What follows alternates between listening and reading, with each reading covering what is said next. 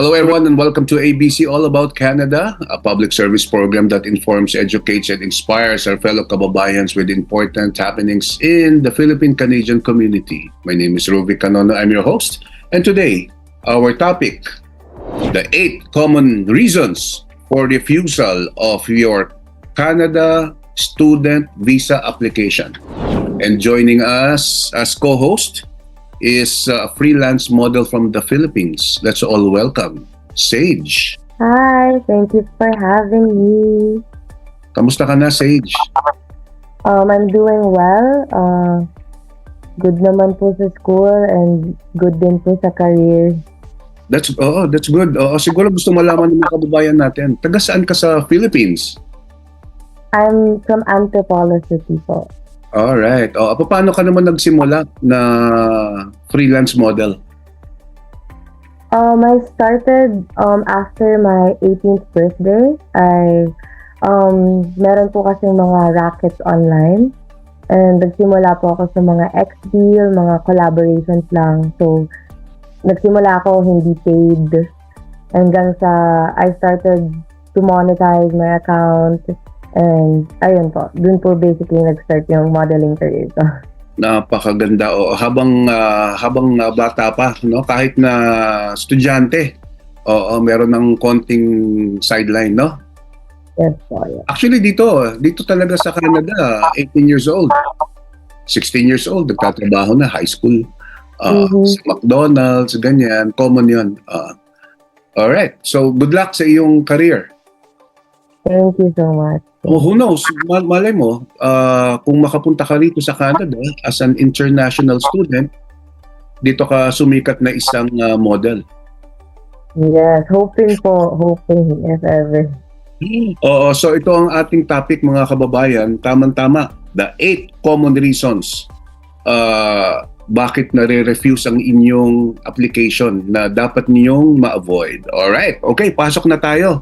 Sage, sa number 1.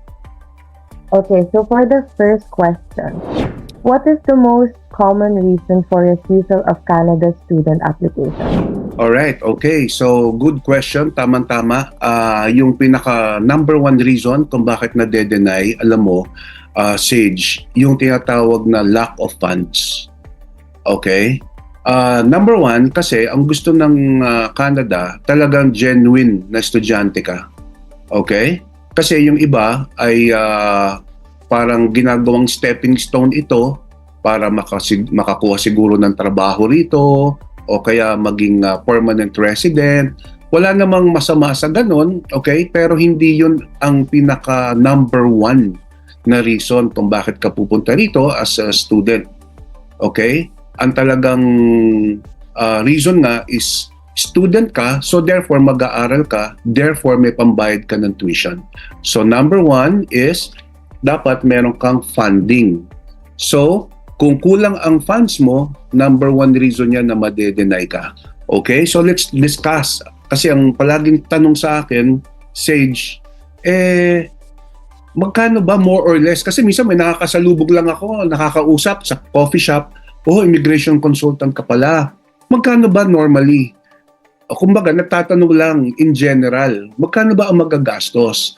So kung ako tatanungin mo ng biglaan tanong na ganyan, sinasabi ko, ang actual mo magagastos, okay, sabihin na nating mga nasa 300,000, 400,000, 500,000 pesos. Yan yung actual na ilalabas mo na pera. Okay? Bakit merong ganon? Siyempre, kukuha ka ng mga documents mo, magpapamedical ka, mag-English test ka, magbabayad ka ng professional fee kung kukuha ka ng immigration consultant, meron kang filing fees, di ba? At ang malaki dyan, magbabayad ka ng deposit sa school. Okay? So, ganun yung halaga. Depende kasi yung deposit. Merong $3,000, $4,000, $5,000. Ito ay sa Philippine money times 40 pesos yan. Okay? Alright. So, sabihin mo ng $5,000 yung deposit ng school mo dito para magkaroon ka ng acceptance letter na parang tanggap ka, ay magkano yun? Nasa 200,000 pesos ka agad yun kung $5,000.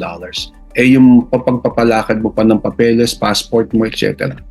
Ticket mo pa, ganyan. Alright? So, sabihin na natin na mga nasa 400,000 pesos average yung ilalabas mo ng money. Okay? So, maliban dyan, kailangan mo pa ng show money kasi titira ka dito. Di ba?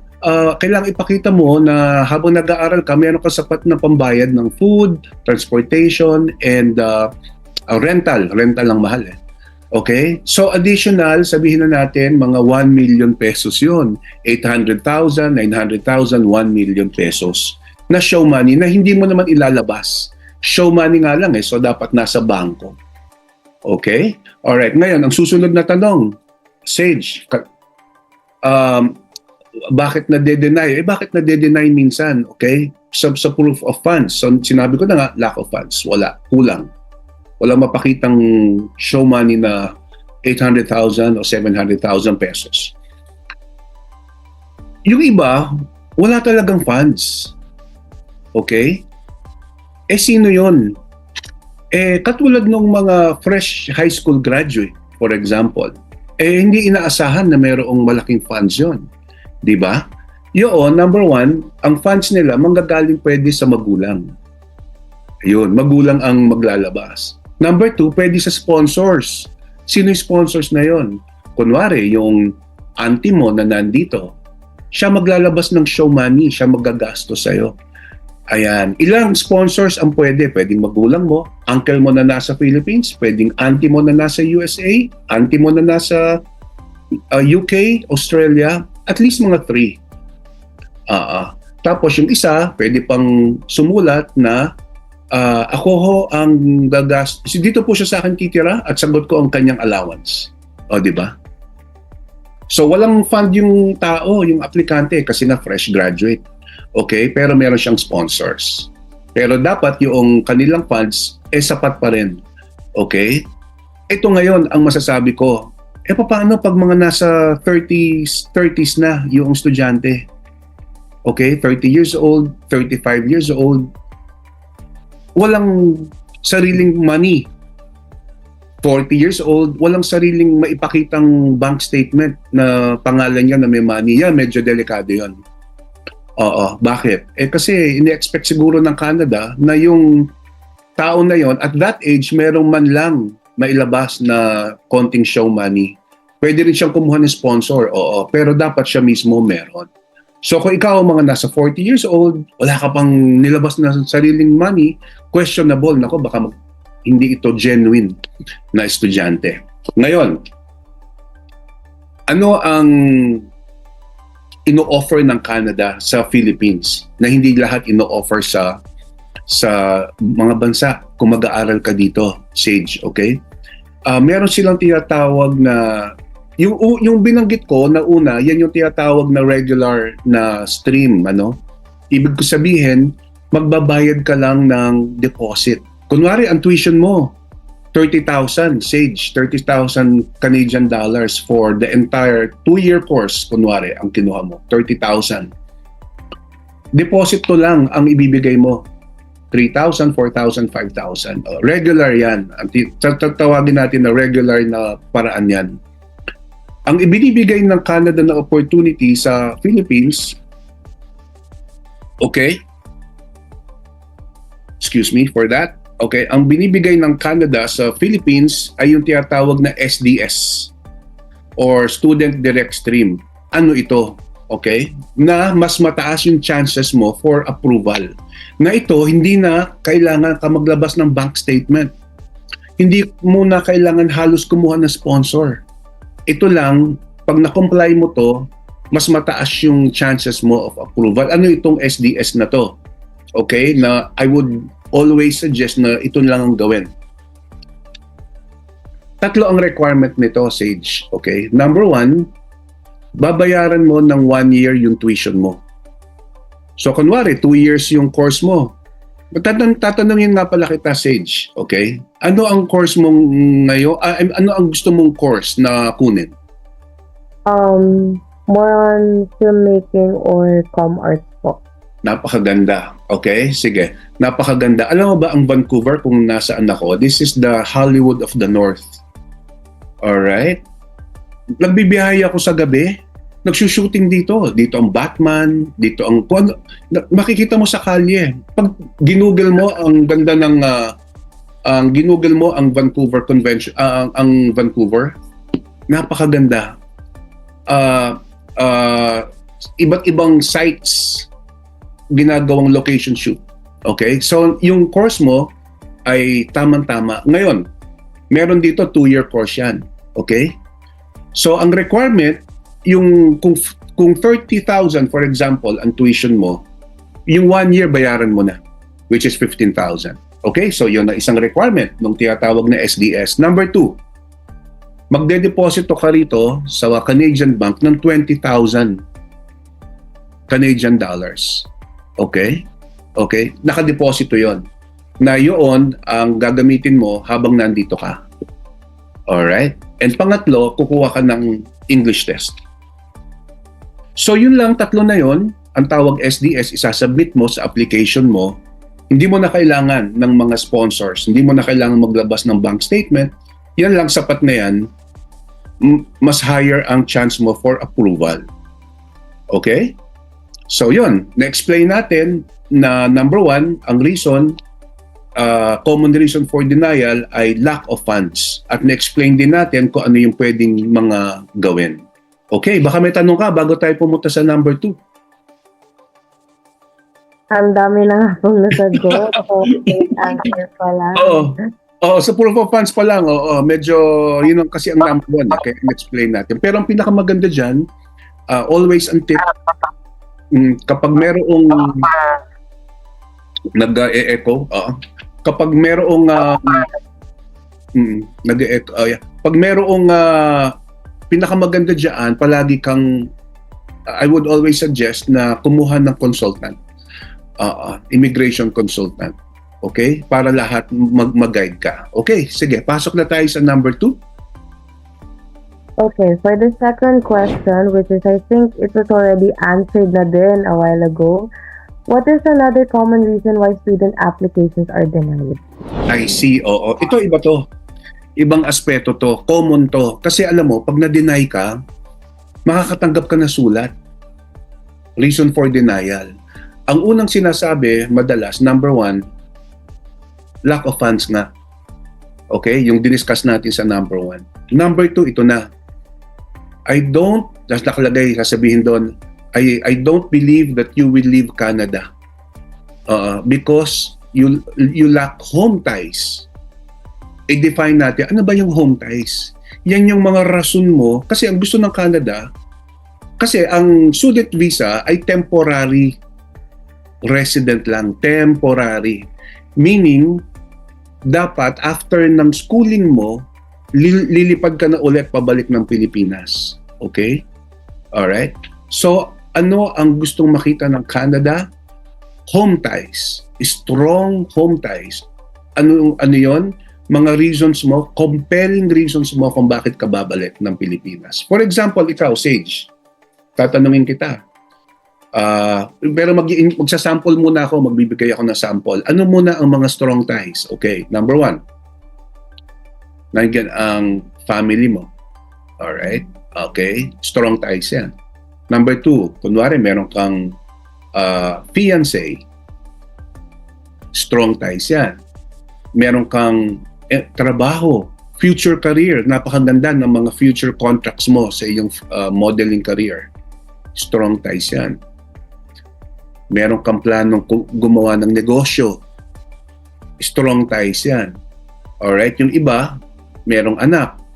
Okay? May asawang iiwan. Merong silang mga organizations na kabibilangan. Okay? As a matter of fact, yung iba, pets. Strong ties daw yan, pets. Ikaw kaya, sa binanggit ko, o nabanggit ko na, ano ang kayang strong ties mo? Siguro yung family ko po and yung career ko. Ayan. So yun, ano natin, yan ang mga strong ties. Up to 7 siguro.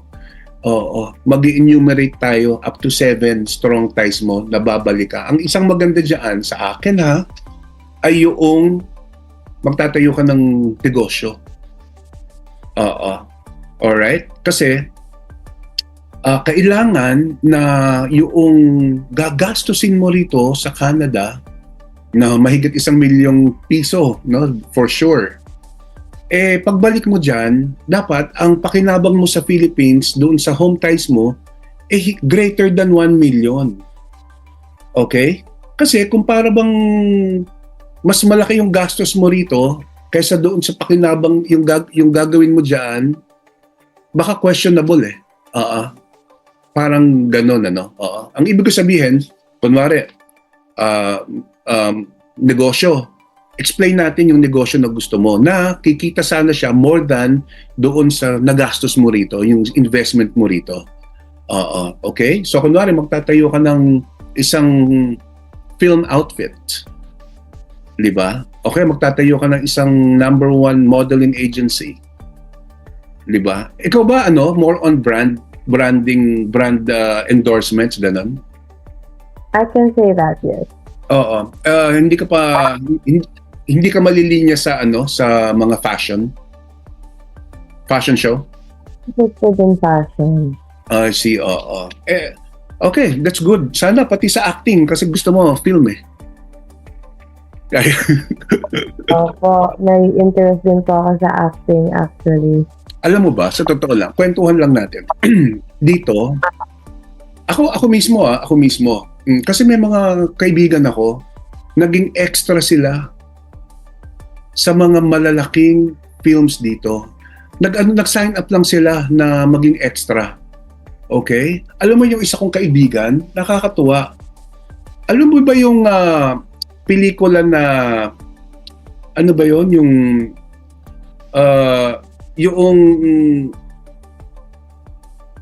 parang yung immortal sila okay? Ano ba yon? Sikat na Twilight. Alright, okay?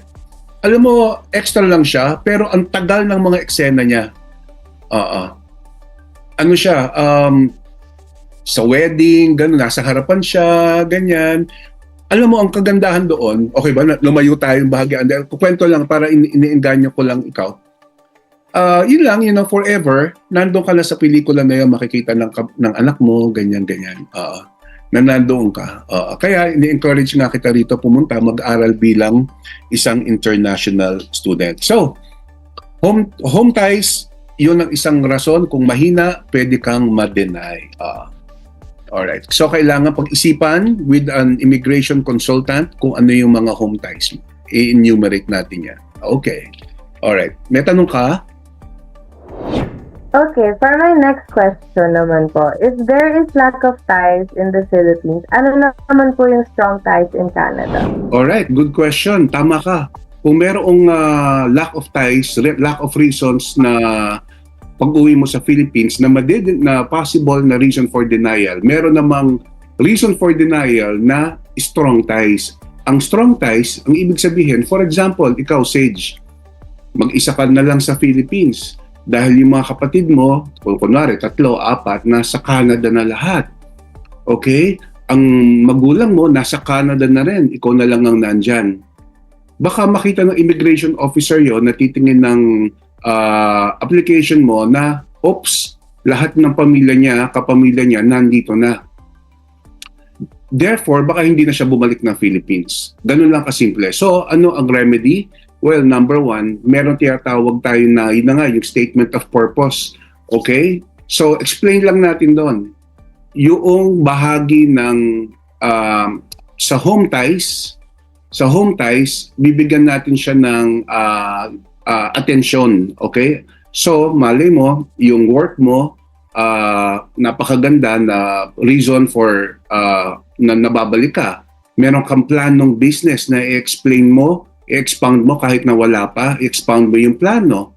O malay mo, meron kang, ang iyong love of your life ay nasa Philippines. So, pwedeng yan ang strong ties mo. Yun na nga, baka may pets ka, baka may ibang organization ka. In short, babalansehin lang yan, babalansihin sa explanation sa statement of purpose and other documents and palalakasin natin yung home ties mo. Kaya napaka-importante na meron kang kausap na isang RCIC, Licensed Immigration Consultant, para mag-brainstorm kayo ng sagot or pang-balance sa ganyang issue na strong ties. Okay.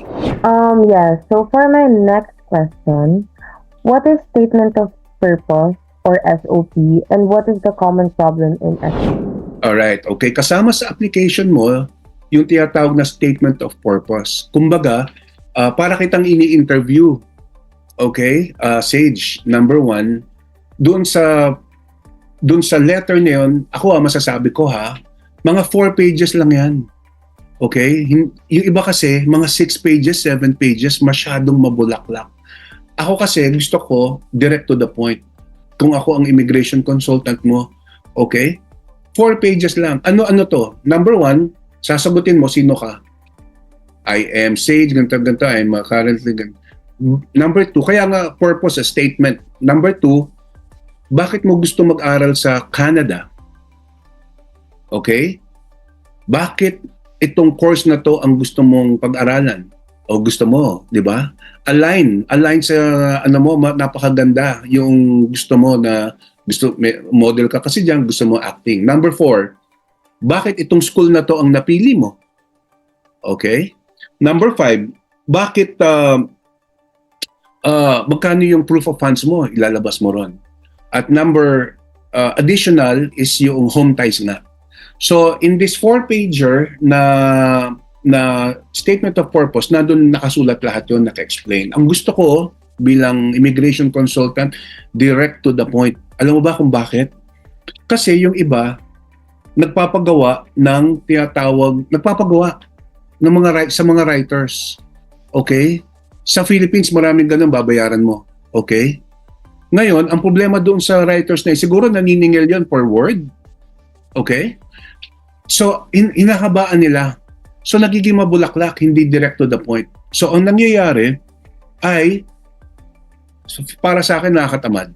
Hindi siya business-like. So, para sa akin, ang tip ko, it should be short, direct to the point, and business-like. Okay? Sagutin mo yung mga tanong na yun. Okay? So, ano ang common reasons na nade-deny? Number 1, yung parang inconsistent, hindi genuine. Siguro pag binasa ng officer yun, hindi genuine. Okay? Number 2, inconsistent. Hindi nagmamatch doon sa mga documents mo. Okay? Yung nakasulat doon.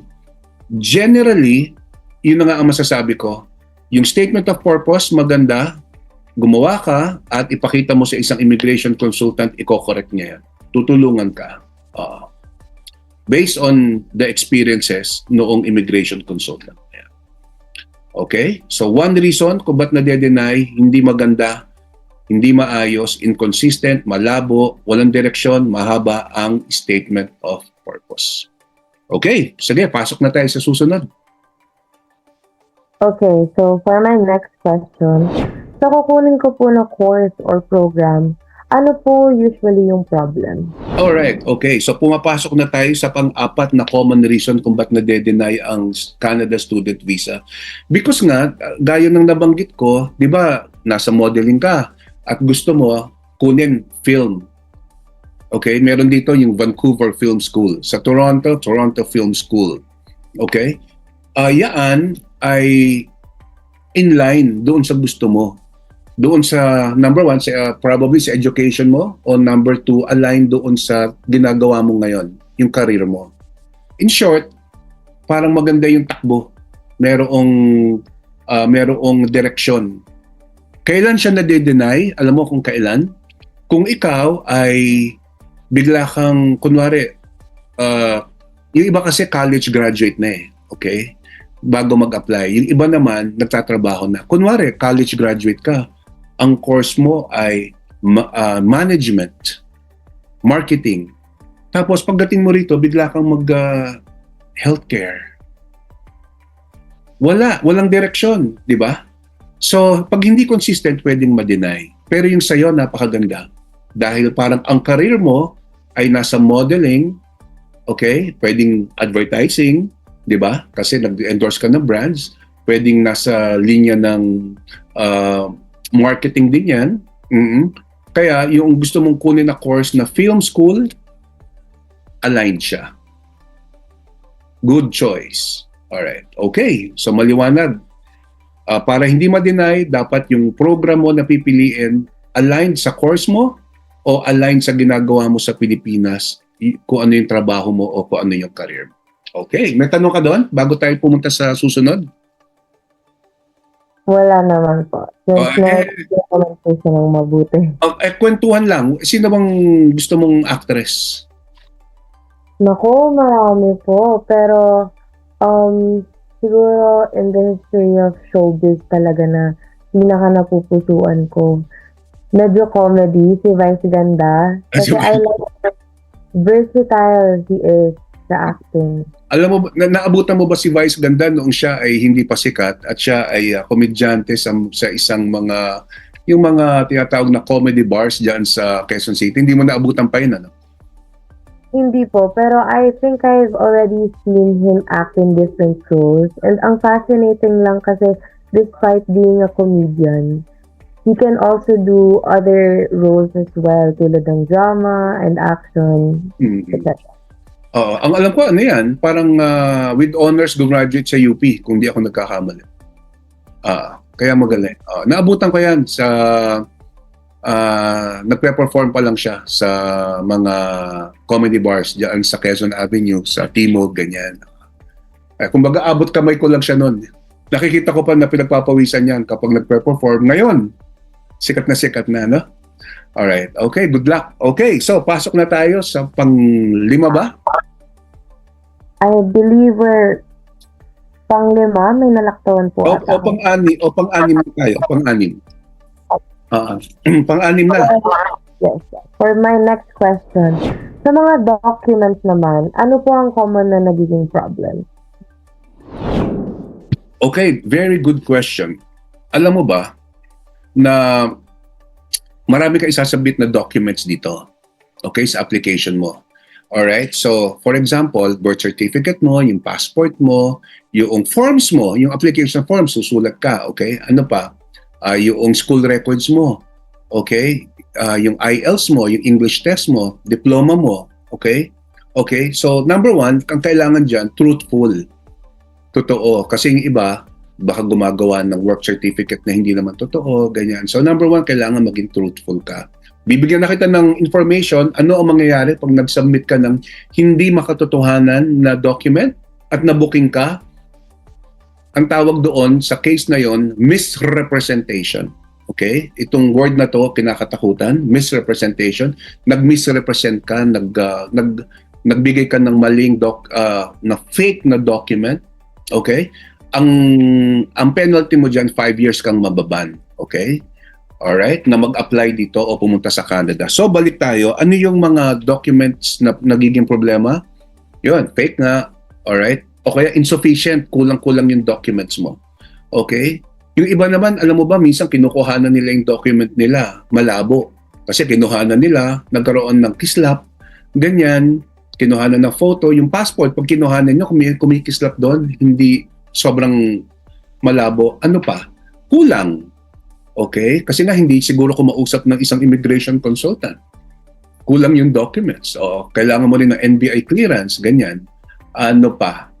So yan, may listahan naman yan na ipoprovide yung immigration consultant mo na tutulong sa'yo. Oo. So doon mag-guide to. Ulitin ko, bakit nare-refuse? Kulang, hindi totoo, inconsistent, malabo, ayan, hindi nagtutugma-tugma. Ayan. So yun ang isang rason kung bakit na-deny. May tanong ka doon? Wala naman po. Alright, okay. Bibigyan ka naman ng listahan. Ako, nagbibigay ako ng listahan sa'yo. Bibigyan ka ng listahan na ito ang mga documents na isasubmit mo. I-ready mo yan. Alright. Okay, pasok na tayo sa next. Okay, so for my next question, for the immigration history, factor po ba ito? Alin? Sorry? For the immigration history, is this a factor? Oo. Napakagandang tanong yan, yung immigration history. Pag sinabing immigration history, ano ba to? Eh di ito yung mga nag-apply ka ng visa sa ibang bansa, nag-travel ka, okay? Yan ang mga immigration history. So, kunwari, nagbiyahe ka na sa ibang bansa, ipakita natin yan. Kuhanan natin ng photo. Nagkaroon ka ng visa sa ibang bansa? Pumunta ka ng Japan, Korea? Anong bansa ba ang gusto mong mapuntahan? Oh, I badly want to go to France. France. Yeah. I I I admire your taste. Kasi, bakit sa France? Ano ba? Ano ba yung modeling capital? Italy I yata. don't think if that's France, pero I think marami din kasing modeling career and Mm. opportunity sa France since yung mga designer brands mostly dun po galing. Baka na-influence ka ni sino ba yung asawa ni Senator Cheese Escudero? Art Evangelista. Oo, nasaan ba siya? I I think nagpunta na din siya sa France for fashion purposes. Oh, I see, I see. Alam mo ba, just siguro mo lang ikinig natin. Sabi, oy, nagchichikahan na kayo. Oo, pero alam mo dito sa Canada, meron ditong mini France. Maliit na France. Okay? Ang tawag Quebec. The province of Quebec. Doon, majority roon, French-speaking. At yung mga sign doon, yung mga, pag nagpunta ka ng Hong Kong, I mean, pag nagpunta ka, para ka nagpunta ng France. Kasi yung mga sign, yung mga stop sign in French. But anyway, so balik tayo doon sa immigration history. Napunta tayo doon sa to travel. So yung travel mo, yung mga visa mo, ngayon, baka naman nagpunta ka kunwari na France at tumanggap ka ng trabaho nang hindi pwede dahil tourist visa ka, nahuli ka. Immigration history yon. Okay, negative yon. Nag-overstay ka kasi nag-enjoy ka instead na 6 months lang yung binigay sa'yo. Tumagal ka ng 1 year nang hindi ka nagbigay ng re-application for extension. Negative immigration, issue yon. Pwede kang ma-deny because of that. Nakahalungkat ba siya ng Canada? Of course, nakahalungkat. Okay, so in short, behave pag ikaw ang magbibiyahe. Follow the rules, conditions, kung ano yung visa na meron ka. Okay? Alright. Sige, next. May tanong ka doon? Wala naman po. Okay. Number ano na tayo? Last question na po. Okay, so mga kababayan, ang tinatalakay natin ay mga common refusals sa inyong Canada visa applications. Okay, sa last na pala tayo. Okay, so for my last question, this is what I'm most curious about. Marami po bang nagkakaproblema sa medical or police clearance? Okay, alam mo, sa lahat ng application sa Canada, whether ikaw ay pupuntang student, ikaw ay pupuntang tourist, ikaw ay pupunta ng caregiver, lahat yan, chine-check ang medical at saka criminal record. Okay? So kung ikaw ay nagpaplanong maging estudyante sa Philippines, sa Canada, at meron kang mabigat na criminal record, huwag mo itago. Okay? Iugnay mo sa isang immigration consultant.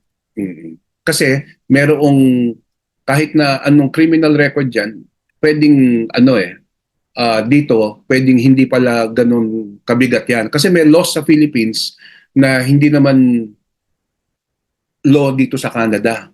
Okay? Pwedeng na-violate mo sa Philippines yung certain law, dito wala. For example, diyan sa Philippines yung tinatawag na yung nag-live-in sa Philippines. Oo, na yung asawa, dinemanda yung dahil naghiwalay na sila ng matagal. Dito, walang ganun. Kumbaga, common law ang tawag dito. Yung pagiging common law dito ay normal, parang ganun. Halos lahat. May ka-live-in dito eh. Hindi ko, halos lahat yung mga kahit na nga estudyante, nire-respect ng constitution ng Canada yan. So what I'm saying is, pag meron kang criminal record sa Philippines, kahit na mabigat, kahit na hindi mabigat, hanggang mabigat, you have to declare it sa application mo, declare it sa immigration consultant mo dahil mahuhuli yan. Number 2, na common reason kung bakit ka na-deny. yung meron ka mabigat na medical problem na nakakahawa. Ayan, ganyan. Pero yan naman, dadaan ka sa isang medical check-up.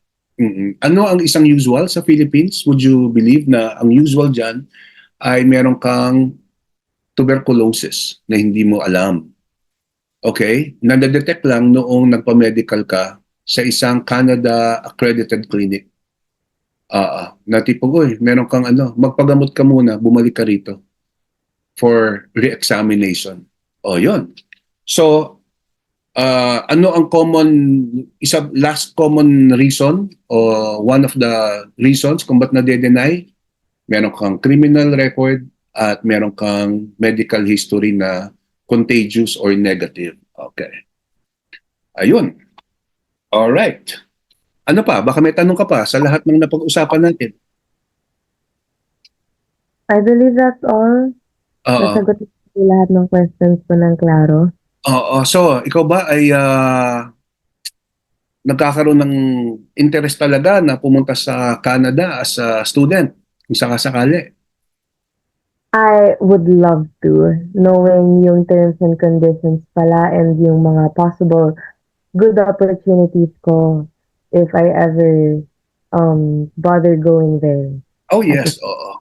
Oo, napakaganda ng Canada and ako'y natutuwa personally na bilang immigration consultant na maraming kababayan tayo na pupunta rito. Alam mo ba, ikaw, for example, ikaw single ka, pwede na sa'yo yung mga tinatawag na mga 2-year course, 3-year course dito dahil single ka. Pwede na sa'yo yun. Okay? Kasi, iba kasi pag may pamilya. Yung iba, kunwari ikaw, may asawa ka. Okay? Okay, may ka-live-in ka, common law, normal dito yun. Hindi, diyan kasi pag sinabi minsan live-in, parang hindi sa public policy. Dito kasi, pag sinabi, nag-live-in na kayo together, boyfriend, girlfriend, in one house for 1 year, common law na yun. Pag ikaw, diyan, may asawa, anak, pwede mong dalhin dito. Kung ikaw ay naaprubahan ng international student, pwede mong dalhin dito. Oo. Sa anong course? Hindi doon sa'yo na sinabi ko na 2-year, 3-year course. Okay? Sila na may pamilya, MBA, Masters in Business Administration or PhD. Oo. Yung nag-graduate na sila sa Philippines ng first course at dito sila magma-masters. Sila ang qualified na magdala ng pamilya. Ikaw, dahil single ka, sapat na sa'yo yung 2-year course, okay na yon. Kasi anyway, wala ka namang isasamang pamilya. Pero kung pamilyado ka at gusto mong isama sila, dapat, I would suggest, masters ang binibigay ng Canada na opportunity para dalhin sila. Yung asawa mo na dadalhin dito, magkakaroon ng open work permit, meaning makakapagtrabaho rito kahit saan sa Canada at kahit kaninong employer. Yung mga anak mo na younger than 22 years old, o sabihin natin high school, high school, pag dumating dito, elementary, high school, libre sa pag-aaral ko ipapasok mo sa public school. Di ba? Ayan. Okay, so ang tip ko naman sa mga nakikinig sa atin ngayon, kung kayo mag-a-apply dito as an international student, pinakamaganda po, kumonsulta kayo ng isang licensed immigration consultant. Okay, dalawa kasi ang mga nagre-recruit diyan sa Philippines, alam mo ba, Sage? Number 1, yung licensed immigration consultant na katulad ko, ang tawag sa amin, RCIC, Regulated Canadian Immigration Consultant. Yan po ay license. May license kami. Ang license ko, R708, 708386. Yan po ang aking license number. At 708-736 ang aking license number. At kami po ay nasa website ng College of Regulated Canadian Immigration Consultants. Makikita mo pangalan ko. Kami may accountability sa inyo at bibigyan namin kayo ng payo, hindi lang bilang international student, kundi kung meron kayong katanungan kung about future plans, pwede namin masagot yon. Yung pangalawa na nagre-recruit dyan, yung mga tinatawag na unlicensed, hindi lisensyado. Sino-sino yan? Yung mga educational, sila, parang meron ng pinasara sa news sa GMA News. Ngayon lang, tignan mo, may pinasara sila sa Mandaluyong dahil nakita ko din sa news education, mga unlicensed yan. Okay? Mga ahente ng mga eskwelahan. Ang pinupush nila, interest ng school. Kasi meron silang compensation from that school sa kada makuha nilang estudyante. Ang pinupush nila, interest ng school. O, nag-recruit sila. Hindi sila license. O, kaya ang payo ko sa inyo, maraming Filipino-Canadian immigration consultants. Hindi lang ako. Pwede ko silang i-refer kung sino ang gusto. Gusto nilang babae na immigration consultant na Pinay? Meron din tayo. Ang payo ko lang, deal with licensed immigration consultant. Okay. Meron ka pang katanungan, Sage? Na-answer naman po lahat ng mga katanungan ko. Sorry medyo overwhelming ba? Okay. Very well explained.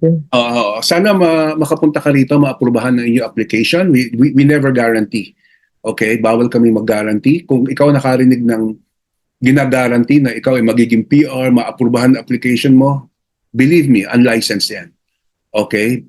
Unlicensed yan. Bawal yan. Pwede silang makulong. Mamaya, panoorin mo sa GMA News, mga kababayan, nakita ko, meron silang, i-google nyo lang, immigration consultant na firm na nagre-recruit ng mga workers for Canada, pinasara. Sa nakita ko, meron silang office sa Mandaluyong, Apalit, Cebu yata, sinara lahat yan. O Batangas, ganyan. Okay. So, thank you so much, Sage. Thank you so much. Saka ba namin mapapanood, mga kababayan natin, kunwari meron silang upcoming fashion show or meron silang upcoming convention at gusto kanilang kunin bilang model or brand ambassador, saan kanila makukontakt, Sage? I'm active on Instagram. My Instagram is at y.stage with 3 E's. Yes, I'm very active there. I answer a lot of direct messages. You can also give me updates if you need any models or brand ambassador or photo shoots. Available po ako. Check po natin yan. Yes. Normally, anong araw ka available? Weekends? Kasi estudyante ka pa, di ba? Yes. So from Tuesday to Friday, I am a student. But Friday night to Monday, I am a model. Yes. I admire you as a working student at saka parang passion mo yan. Alam mo, pag passion mo ang isang ginagawa mo, parang hindi siya work. 'Di ba? Kasi nag-enjoy ka. And that is the most beautiful thing in the world. Na ang isang ginagawa mo na work ay passion mo, na parang hindi mo nararamdaman na ikaw napapagod o na hindi mo masyado nararamdaman na dinadarag mo yung paa mo. 'Di ba? Kasi nag-enjoy ka sa ginagawa mo. Hopefully, dito sa Canada, kung mag-a-apply ka, ay umangat, mag-progress ang iyong career bilang isang model. Okay. Magpaalam na tayo. Baka meron ko pang sasabihin sa ating mga tagapakinig. Ayun po, thank you so much for having me. And thank you for answering all of my curiosity sa pag-apply sa Canada. Every question was well answered. I got all the information I wanted to know, and I'm looking forward to go there soon. All right, of Hopefully. course. Ipapasyal ka namin dito pag dumating ka rito. Sana nga ma-approve ka. All right. Okay. So, thank you so much, Sage. I'll see you here in Canada. And that's a wrap. Mga kababayan, thank you for watching ABC All About Canada, a public service program that informs, educates, and inspires our fellow kababayans in the Philippines to come here as international students, no? Tulad ni Sage. At hopefully, pag dumating siya rito, makita natin siya mag-perform in one of the shows or makita natin siya as a brand ambassador. My name is Rovic Canono. I'm your host. I will see you again. Thank you for watching.